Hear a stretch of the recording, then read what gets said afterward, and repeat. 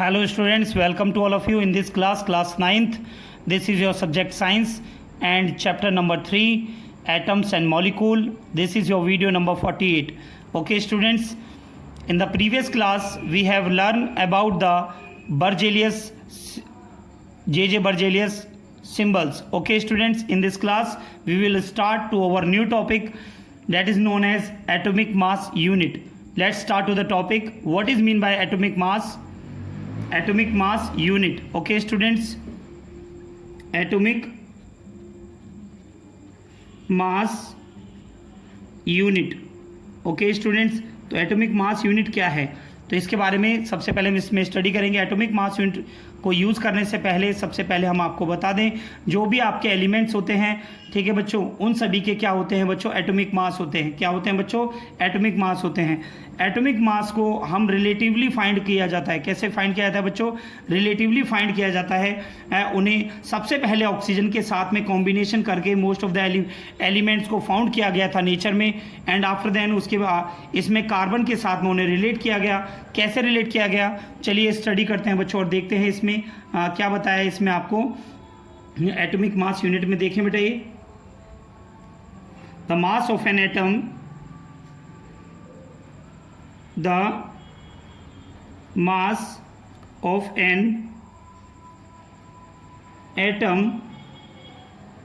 of oxygen found in nature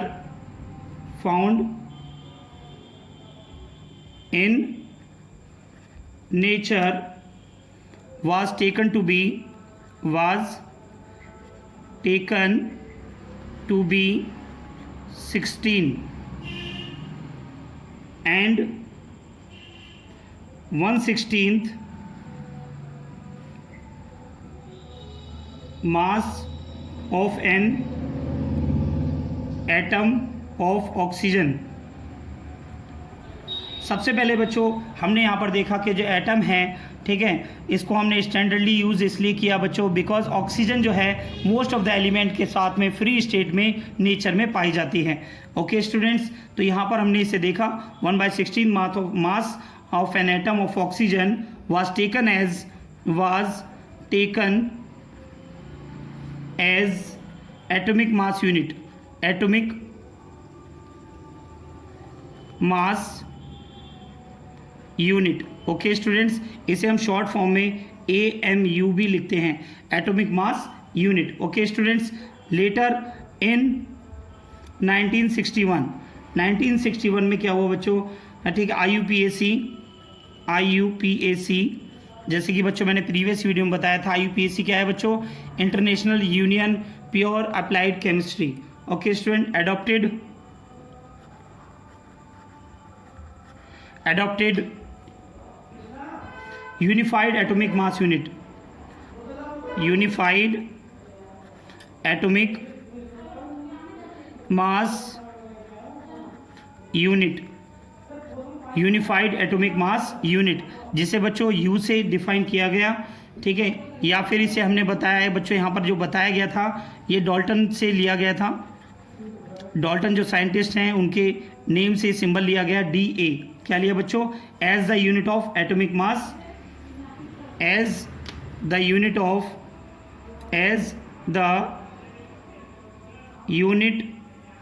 of atomic mass carbon का जो मास है बच्चों वो होता है बच्चों 12. Carbon 12 isotope of carbon has been chosen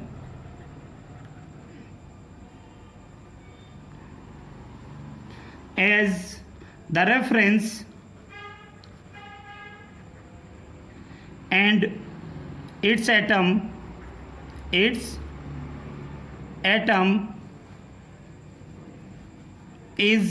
assigned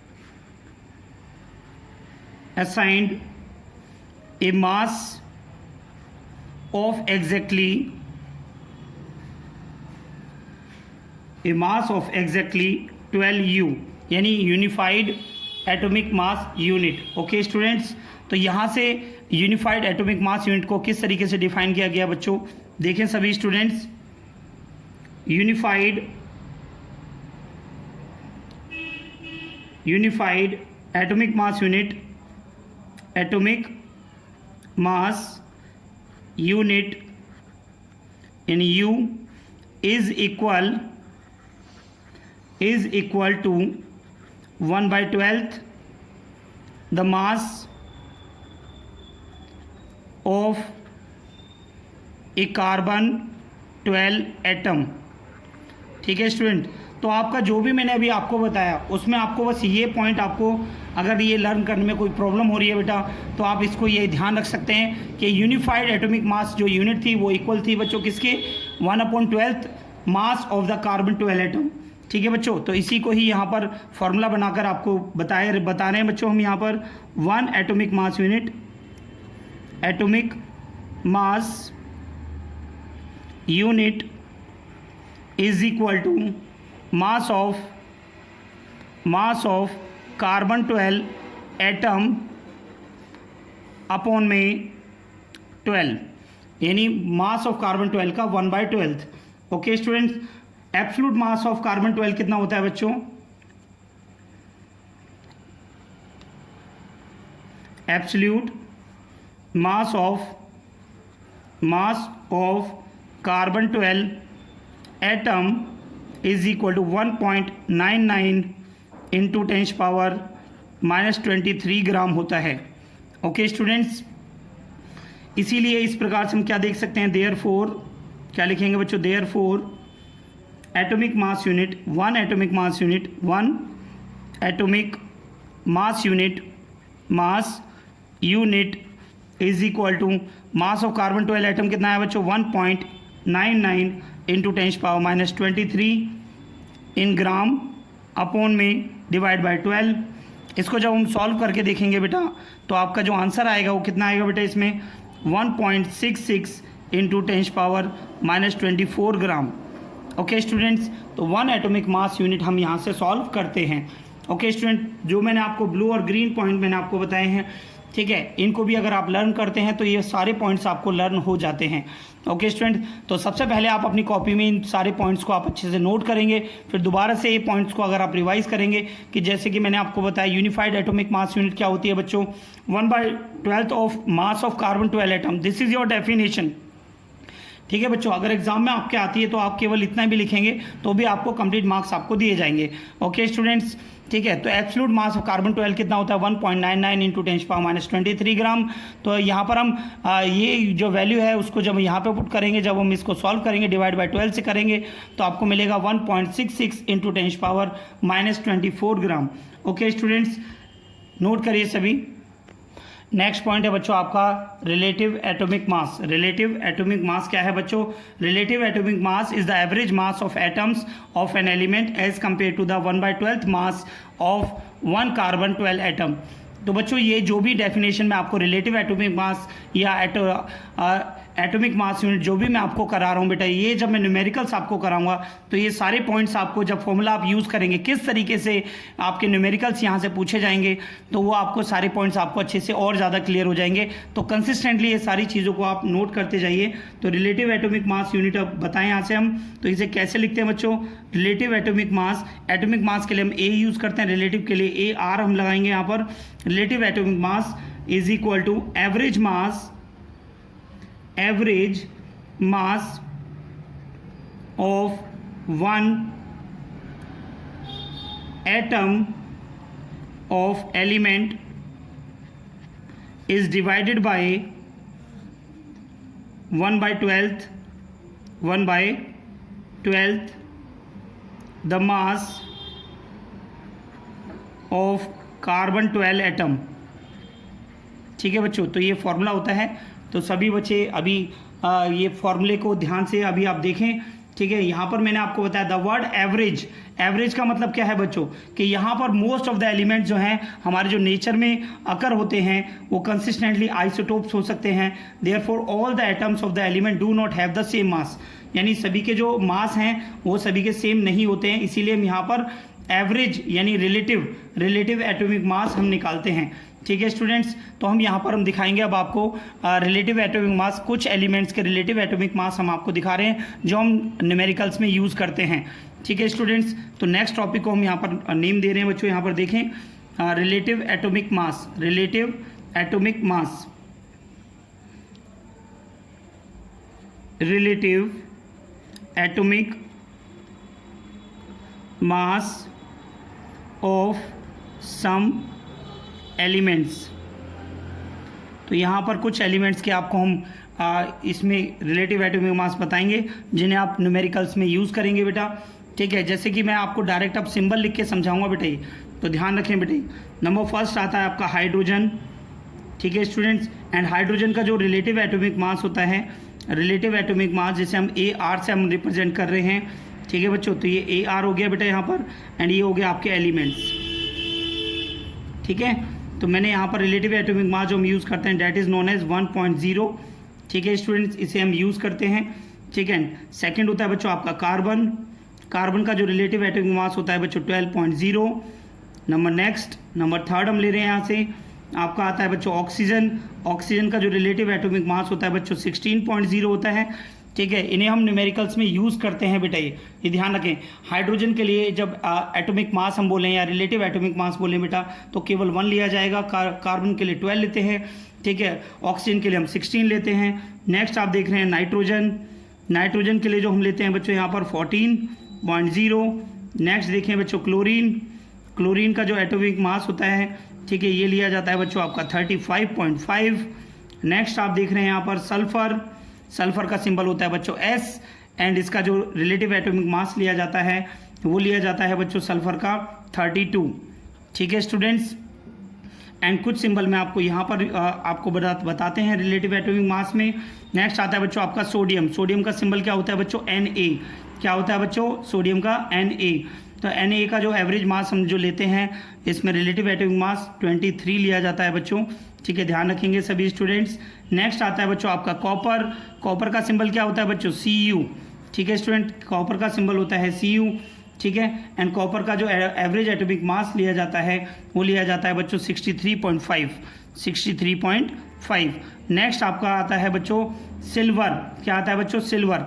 silver का सिंबल क्या होता है बच्चों Ag। क्या होता है Ag। ठीक है स्टूडेंट्स, एंड इसका जो एवरेज मास लिया जाता है दैट इज नोन एज 108.0। ठीक है स्टूडेंट, गोल्ड। गोल्ड का सिंबल क्या होता है बच्चों Au। इसका एवरेज रिलेटिव मास जो लिया जाता है बच्चों, ये कितना लिया जाता है यहाँ पर 197.0। Okay students, and phosphorus. Phosphorus का सिंबल क्या होता है बच्चों P, और फॉस्फोरस का सिंबल है आपका P, और इसका एवरेज एटॉमिक मास जो होता है बच्चों कितना होता है बच्चों 31 लेते हैं इसमें हम। ठीक है, एंड नेक्स्ट आता है बच्चों आपका सिलिकॉन। सिलिकॉन का सिंबल क्या है बच्चों Si। ठीक है, इसका एवरेज एटॉमिक मास जो लिया जाता है डेट इज़ नोन एज 28। ठीक है, कुछ मैंने आपको यहाँ पर दिखाए हैं एवरेज एटॉमिक मासेस। ठीक है, जिनका हम न्यूमेरिकल्स में यूज़ करेंगे। मोस्टली आपके यही आपके रिलेटिव एटॉमिक मास आपको न्यूमेरिकल्स में दिए जाएंगे। ठीक है, इनका आप यूज़ करेंगे। सभी बच्चे नोट कर लीजिए बेटा, ये जर्नल सॉल्विंग न्यूमेरिकल प्रॉब्लम्स में जो आपके जनरली न्यूमेरिकल प्रॉब्लम्स जो आएंगी उनमें इनके एटॉमिक मास जब यूज़ किए जाएंगे तो बेटा आपको ये कुछ एलिमेंट्स के तो लर्न ही होने चाहिए। जैसे हाइड्रोजन का होता है बच्चों 1, कार्बन का होता है 12, ऑक्सीजन का होता है 16, नाइट्रोजन का होता है 14, क्लोरीन का होता है 35.5, सल्फर का सल्फर का होता है 32, सोडियम का होता है 23, कॉपर का होता है बच्चों 63.5, एंड सिल्वर Ag को बोलते हैं बच्चों सिल्वर। सिल्वर का होता है 108.0, एंड गोल्ड का सिंबल होता है बच्चों Au। इसका एवरेज रिलेटिव मास है बच्चों आपका 197.0। फॉस्फोरस का होता है 31, एंड सिलिकॉन का लेते हैं बच्चों 28। ओके स्टूडेंट्स, तो ये आपको सभी नोट कर लीजिए अपनी कॉपी में, न्यूमेरिकल्स प्रॉब्लम में ये आपको हेल्प करेंगे। ओके स्टूडेंट्स, नेक्स्ट पॉइंट आता है बच्चों आपका gram atomic mass. Gram atomic mass. Okay student, जैसे कि मैंने आपको डेफिनेशन में यहाँ पर दिखाया है, ग्राम एटॉमिक मास क्या है? The atomic mass of an element, the atomic mass of an element when express in gram. यानी जब आपका एटॉमिक मास किसी भी एलिमेंट का जब ग्राम में दिखाया जाता है, रिप्रेजेंट किया जाता है बच्चों, तो उसे क्या कहते हैं बच्चों? Gram atomic mass of that element. Okay students, जैसे कि मैं आपको यहाँ पर एग्जांपल देके हम समझा रहे हैं बेटा। एग्जांपल मैंने लिया यहाँ पर atomic mass of oxygen, atomic mass of oxygen कितना होता है बच्चों, is 16 U। Unified atomic mass unit होती है बच्चों, U से हम रिप्रेजेंट करते हैं, ठीक है। Therefore gram atomic mass of oxygen O is 16 ग्राम। तो कितना होगा बच्चों यहाँ पर 16 ग्राम होगा। अगर हम यहाँ से हम निकालें नंबर ऑफ ग्राम एटम्स कितने होंगे इसमें, नंबर ऑफ ग्राम एटम्स के लिए आप फॉर्मूला बनाएंगे यहाँ से, नंबर ऑफ ग्राम एटम्स। बेटा ये फॉर्मूले आप सभी बच्चे बिल्कुल ध्यान से नोट करिए, ध्यान से समझिए इन्हें, क्योंकि न्यूमेरिकल्स में जब आपको नंबर ऑफ ग्राम एटम्स पूछे जाएंगे तो आप इसे लगाएंगे यहाँ पर ये फॉर्मूले को, ठीक है। मास of an element in gram is divided by gram atomic mass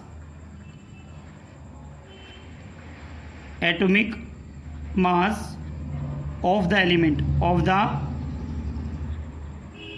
element. Okay students, तो ये आप ध्यान रखेंगे बेटा इस फॉर्मूले को, जो मैंने यहाँ पर आपको बताया है, ये न्यूमेरिकल्स में यूज़ किया जाएगा बेटा इस फॉर्मूले का आपके सामने, जो मैंने आपको बताया है। नेक्स्ट पॉइंट बच्चों हम स्टडी कर रहे हैं यहाँ पर हम मॉलिक्यूल। क्या पॉइंट आता है बच्चों, मॉलिक्यूल्स क्या हैं, मॉलिक्यूल्स, ठीक है बच्चों। यहाँ पर देखें बेटा ये मॉलिक्यूल्स की डिफाइन सबसे पहले हम सीखेंगे। व्हाट आर मॉलिक्यूल्स, सबसे पहले आपके एग्जाम में अगर यही पूछ लिया गया तो आप क्या बताएंगे, molecules are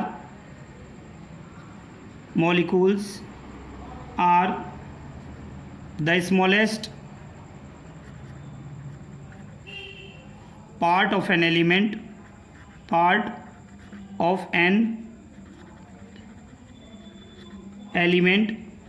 or a compound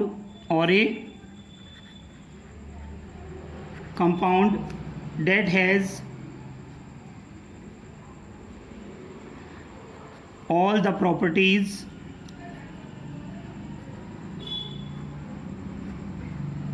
of that element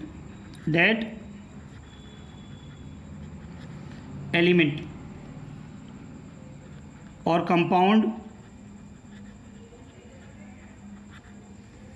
and can exist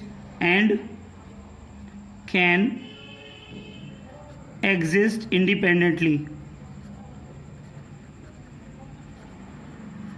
ठीक है स्टूडेंट्स, तो यहाँ पर हमने डेफिनेशन क्या बताई बच्चों आपको, molecules are the smallest part of an element और a compound that has all the properties of the element, जो प्रॉपर्टीज एलिमेंट की ही रहती हैं उसमें बच्चों, ठीक है, और कंपाउंड की भी ही रहती है, ठीक है, जो आपकी इंडिपेंडेंटली एग्जिस्ट कर सकती हैं। ठीक है स्टूडेंट्स, आपके यहाँ पर मॉलिक्यूल्स आपके 2 टाइप्स के होते हैं, ठीक है बच्चों, देखेंगे यहाँ पर molecules are of 2 types,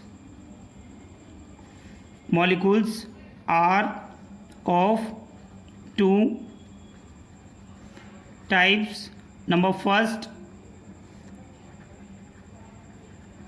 molecules of element, number second molecules of compound। ठीक है स्टूडेंट्स, तो अब हम यहाँ पर सबसे पहले हम स्टडी करेंगे मॉलिक्यूल्स ऑफ एलिमेंट्स के बारे में। तो मॉलिक्यूल्स ऑफ एलिमेंट्स क्या हैं, मॉलिक्यूल्स ऑफ एलिमेंट्स के बारे में स्टडी करते हैं। ठीक है स्टूडेंट्स, मॉलिक्यूल्स ऑफ एलिमेंट्स क्या है बच्चों, देखें यहाँ पर molecules of elements are found, या फिर लिख सकते हैं हम डायरेक्ट लिख सकते हैं these are found, these are formed by the combination of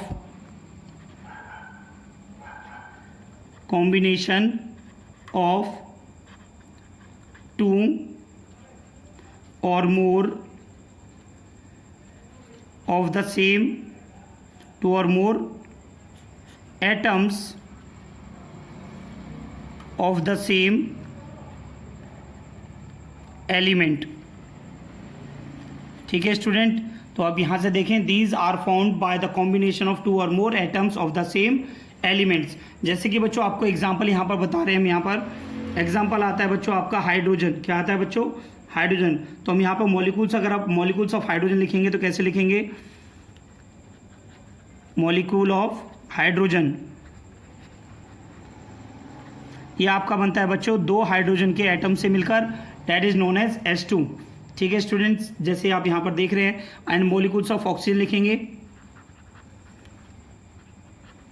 molecules of oxygen. Molecules of oxygen को रिप्रेजेंट करने के लिए बेटा ऑक्सीजन जो है ये आपका इंडिपेंडेंटली एग्जिस्ट नहीं करता है। ठीक है, मॉलिक्यूल्स ऑफ ऑक्सीजन लिखने के लिए बेटा आप यहाँ पर देखेंगे कि ऑक्सीजन में भी हम 2 से मल्टीप्लाई कर रहे हैं। ठीक है स्टूडेंट, तो यानी ये लिखा जाता है बच्चों आपका O2 एंड O3 भी लिखा जाता है। ठीक है स्टूडेंट्स, तो इसे आप नोट करिए।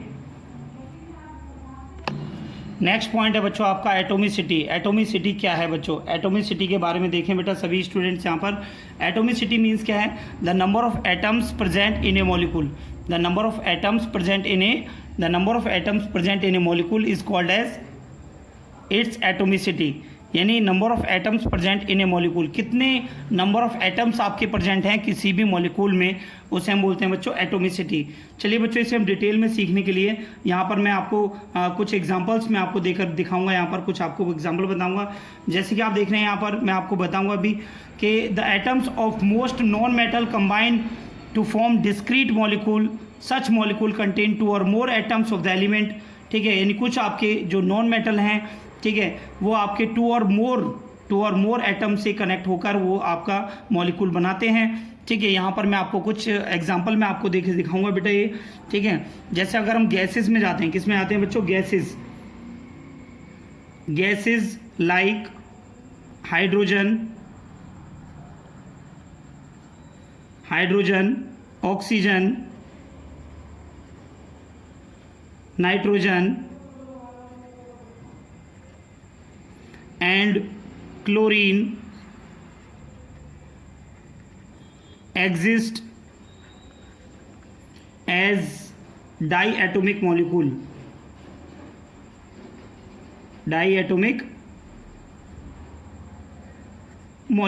जैसे कि बच्चों हम पहले भी आपको दिखा रहे हैं। ठीक है, जैसे इसे हम कैसे लिखते हैं? डेट इज हाइड्रोजन को लिखते हैं हम H2 से। ठीक है स्टूडेंट्स, एंड ऑक्सीजन को लिखते हैं हम O2 से, नाइट्रोजन को लिखते हैं हम N2 से, एंड क्लोरीन को लिखते हैं हम Cl2 से।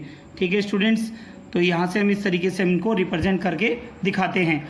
नेक्स्ट पॉइंट में देखेंगे बच्चों हम यहाँ पर phosphorus forms discrete phosphorus forms discrete P4 molecule,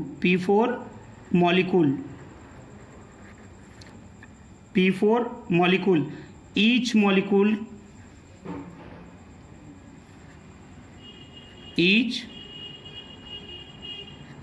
molecule containing 4 atoms of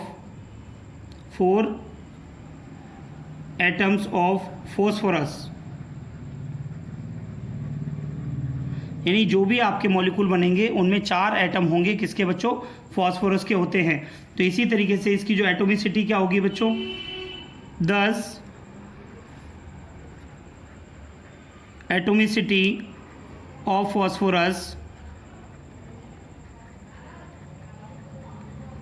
phosphorus is 4। Okay student, इसीलिए एटोमिसिटी फॉस्फोरस की क्या होगी बच्चों? ये 4 होगी, क्योंकि ये 4 एटम से मिलकर बनी होती है। ओके स्टूडेंट्स, और जो सल्फर है वो कैसे एग्जिस्ट करता है बच्चों?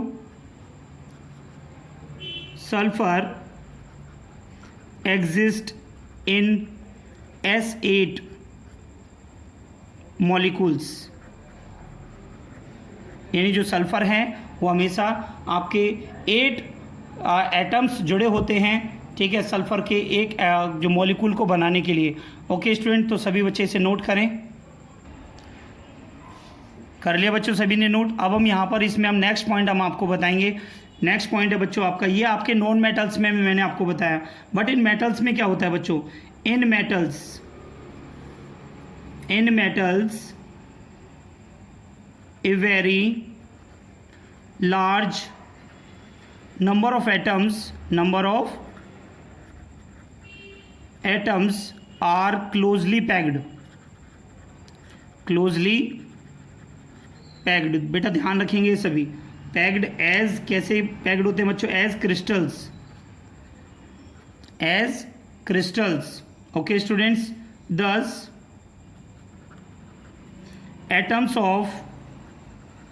atoms of metals form large aggregates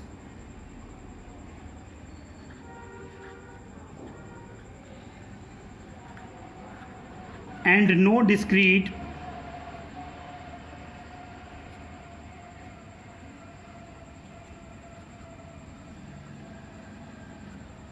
molecule exist in such cases.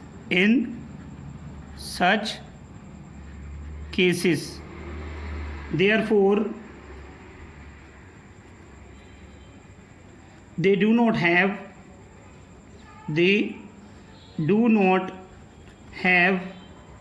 atomicity. तो बच्चों आपको यहाँ पर बताया गया है एटम्स के अंदर जो हमारे किसी भी मेटल्स के अंदर जो हमारे जो एटम्स हैं वो क्लोजली पैक्ड होते हैं, वो डिस्क्रीट मॉलिक्यूल्स एग्जिस्ट होते हैं इन केसेस में, ठीक है, जिसकी वजह से उनके अंदर कोई एटोमिसिटी नहीं होती है. जैसे बच्चों हम आयरन को लिखेंगे तो आयरन का सिंबल हम क्या लिखेंगे? आयरन का हम लिखेंगे यहाँ पर केवल Fe लिखा जाता है. ठीक है बच्चों, एग्जाम्पल हम दिखा सकते हैं यहाँ पर आयरन का. ठीक है स्टूडेंट्स, तो सभी स्टूडेंट नोट कर लीजिए बेटा, इसे नोट कर लिया बेटा सभी ने. नेक्स्ट पॉइंट हम स्टडी करेंगे बच्चों यहाँ पर molecules of compounds. Molecules of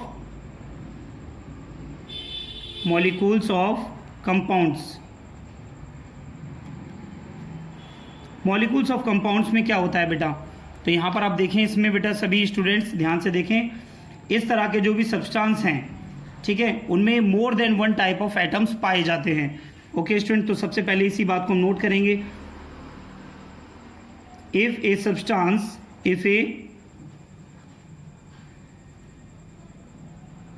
substance contain more than one type of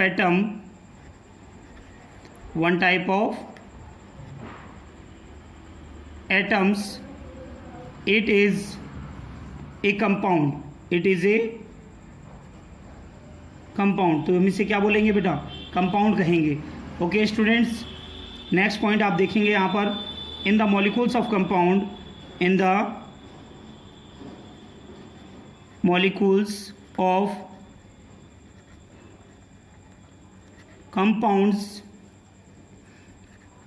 the atoms of different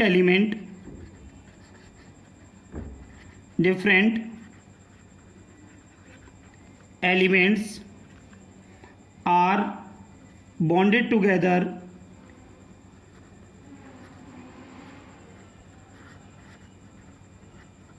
by chemical bonds.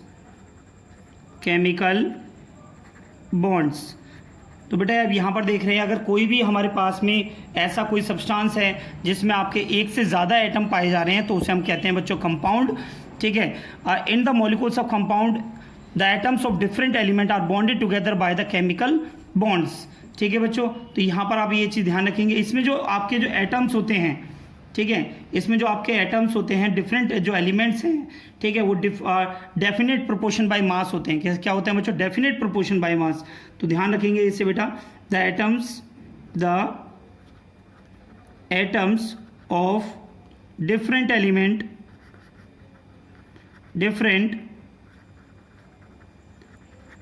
Elements are present in definite proportion by mass.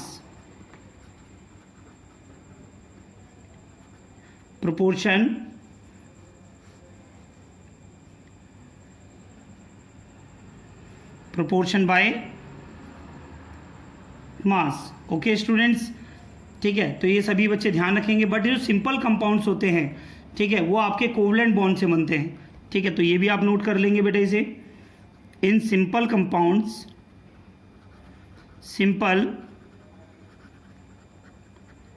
Compounds, the atoms are held by covalent bonds. तो बेटा अभी आपके दिमाग में आ रहा होगा covalent bonds क्या होते हैं, ठीक है, जो इलेक्ट्रॉन्स को शेयर करके जो बॉन्ड बनते हैं, ठीक है, जो इलेक्ट्रॉन को शेयर करके जो बॉन्ड बनते हैं उन्हें कोवलेंट बॉन्ड कहते हैं।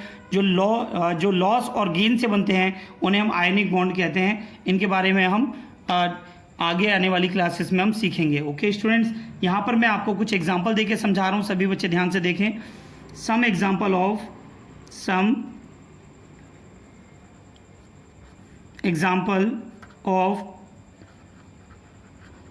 कोवलेंट कंपाउंड्स, ठीक है बच्चों, कोवलेंट कंपाउंड के कुछ एग्जाम्पल यहाँ पर हम देखते हैं, ठीक है। नंबर फर्स्ट, जैसे कि मैं आपको दिखा रहा हूँ यहाँ पर HCl। HCl क्या है बच्चों? Hydrochloric acid. क्या है बच्चों? हाइड्रोक्लोरिक एसिड कहते हैं बेटा इसे। इसमें आपके कौन कौन से एलिमेंट्स हैं? हाइड्रोजन और क्लोरीन, ये दो हैं आपके। और इनका जो आपका नेचर कैसा होता है? नेचर होता है बच्चों इनका, जैसे कि आप देख रहे हैं इसमें दो एटम मिले हुए हैं, तो डाई एटोमिक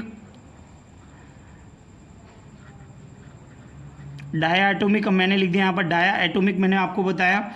एंड जो इसमें रेशियो बाय मास होता है, वो रेशियो बाय मास कितना है? रेशियो बाय मास इसमें ये दोनों होते हैं, हाइड्रोजन और क्लोरीन कितने रेशियो में होते हैं बच्चों? 1:35.5, क्योंकि हाइड्रोजन का मास कितना है बच्चों? 1 एंड क्लोरीन का मास होता है 35.5। ओके स्टूडेंट्स, नेक्स्ट पॉइंट हम यहाँ पर देखेंगे वाटर, H2O। ठीक है बच्चों, ये सभी को पता है, ये वाटर होता है, ठीक है। एंड इसमें जो आपके कंपाउंड्स हैं, सॉरी जो एलिमेंट्स हैं, वो कौन से हैं बच्चों? हाइड्रोजन और ऑक्सीजन है, ठीक है। इनका भी नेचर आपको कैसा दिखाई दे रहा है? ठीक है, कैसा नेचर है बच्चों इसमें? हाइड्रोजन के आपके दो आपके एटम्स हैं एंड एक है आपका ऑक्सीजन का, तो इसमें आपके 3 एटम्स हैं, इसीलिए इसका जो नेचर है वो आपका ट्राई एटोमिक है। कैसा है बच्चों? ट्राई एटोमिक है। और यहाँ पर जो रेशियो बाय मास निकालते हैं, रेशियो बाय मास जब आप इसे कैलकुलेट करते हैं, ठीक है, तो हाइड्रोजन का रेशियो कितना है बच्चों? आपका 1 होता है। एंड ऑक्सीजन का कितना होता है आपका? जैसे ऑक्सीजन का जो रेशियो बाय मास अगर हम देखते हैं तो इसका कितना आता है H2O में?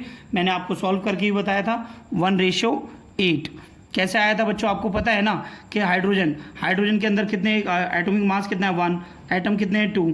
एंड ऑक्सीजन का कितना होता है? ऑक्सीजन का मास कितना है? 16, एटम कितने हैं? 1, तो 2:16। एंड इसको रिड्यूस करेंगे तो आपको मिलेगा 1:8।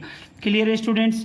ठीक है, तो यहाँ पर इस तरीके से आपके एक्सेट्रा मैं आपको कर दे रहा हूँ, ठीक है। और भी एग्जाम्पल आपको एनसीईआरटी की बुक में दिए हैं, वहाँ से पढ़ें, ये आपके कुछ इंपॉर्टेंट मैंने एग्जाम्पल आपको मैंने बताए हैं, ठीक है स्टूडेंट। नेक्स्ट क्लास में मैं आपको chemical formula of compound and molecular जो कॉन्सेप्ट है आपका, ग्राम मॉलिक्यूल कॉन्सेप्ट है, molecular mass and molecular mass क्या होता है, वैलेंसी क्या होती है, इसके बारे में हम नेक्स्ट क्लास में हम स्टडी करेंगे।